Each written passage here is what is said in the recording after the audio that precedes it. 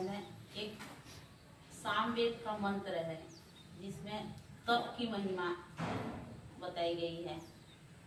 मंत्र इस प्रकार है।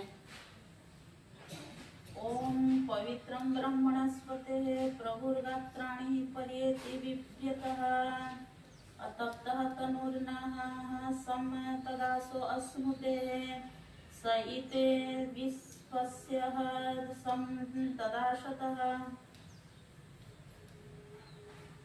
मंत्र में कहा कि पवित्रम ब्रह्मणस्पते, ब्रह्मणस्पते अर्थात परमपिता परमात्मा को ब्रह्मणस्पते कहा गया है। वह पवित्रम सबको पवित्र करने वाला है। प्रभुर्गात्राणि जो अपने शरीर को परमपिता परमात्मा की खोज में जो तपाते हैं उसे परमपिता परमात्मा पवित्र करता है। किंतु अतप्तः तनुर्नः, अतप्त तनु जो अतपस्वी हैं, जो तपस्वी व्यक्ति नहीं है, वे उन्हें परमपिता परमात्मा की पवित्र नहीं करते। जिस प्रकार उदाहरण के लिए कच्चे घड़े में, मिट्टी के कच्चे घड़े में जिस प्रकार पानी नहीं ठहरता, यदि उसे कच्चे घड़े को यदि हम आग में पका लेते हैं और वह अग्नि का उसमें जब प्रभाव पड़ता है तो वह पक जाता है और परिपक्व होकर के मजबूत हो जाता है। और फिर हम उसमें यदि पानी रखते हैं तो वह पानी क्या होता है, उसमें ठहर जाता है, रुक जाता है। ठीक उसी प्रकार जो व्यक्ति भी कच्चे घड़े की तरह है।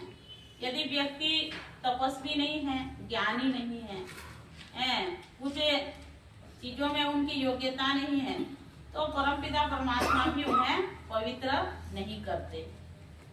जैसे कहा कि ना तपस्विनो योगः सिद्ध्यति, जो तपस्वी व्यक्ति नहीं है उन्हें योग भी सिद्ध नहीं होता। मनुस्मृति में कहा कि अद्भिगात्राणि सिद्ध्यति मनः सत्येन शुद्ध्यति विद्या तपोभ्याम भूतात्मा बुद्धि ज्ञानेन शुद्ध्यति। अद्भिगात्राणि शुद्ध्यति, हम यदि स्नान करते हैं तो हमारी शरीर की पवित्रता होती है। मनः सत्येन शुद्ध्यति, मन सत्य से पवित्र होती है। और विद्या तपोभ्याम भूतात्मा बुद्धि ज्ञानेन शुद्ध्यति, बुद्धि ज्ञान से पवित्र होता है। तो कहने का तात्पर्य यह है, यदि हमें परमपिता परमात्मा यदि हमें पवित्र करेंगे तो हमें क्या होना चाहिए, तपस्वी होना चाहिए। तपस्वी किसे कहा गया? यह संपूर्ण जगत परमपिता परमात्मा का बनाया हुआ है।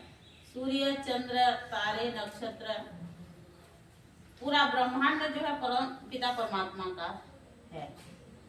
किंतु पूरे ब्रह्मांड जो है कहा गया कि यथा पिंडे तथा ब्रह्मांडे, जिस प्रकार पूरा ब्रह्मांड है वह जो है सब कुछ समाहित कहाँ पर है, पिंड में है। पिंड माने शरीर को भी पिंड कहा गया है। जिस प्रकार अग्नि है, अग्नि का जो है रूप किस में आता है, नेत्र, नेत्र के लिए कहा गया है। नेत्र में जो है अग्नि समाहित है।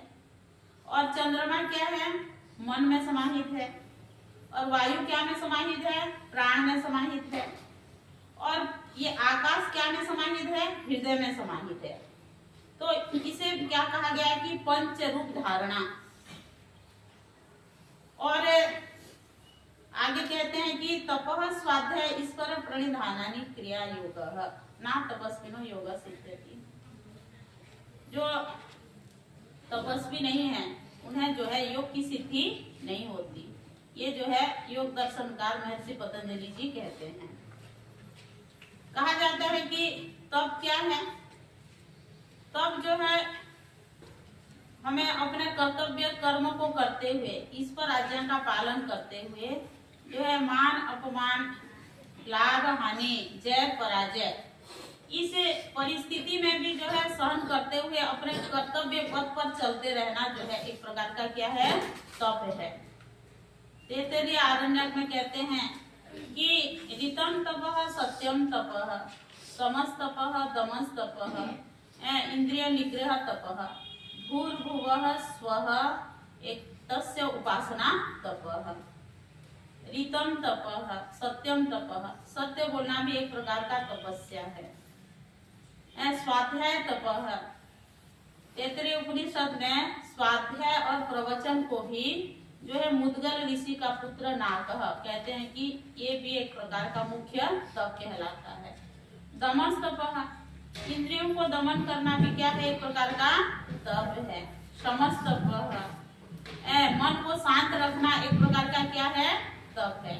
तो परमपिता परमात्मा इस मंत्र में कहते हैं कि अतप्तः तनुर्नः तदा स्वस्नुतेः संसृजः सम वहन्ति ही सम तदाशतः, अर्थात अतप्त तनु, जो अपने शरीर को तपाने में समर्थ नहीं रहते, जो कुछ चीजें किसी चीज को जानने में जो समर्थ नहीं रखते और जानना भी नहीं चाहते, ऐसे व्यक्ति को जो है योग न सिद्ध्यति, योग सिद्ध नहीं होता है।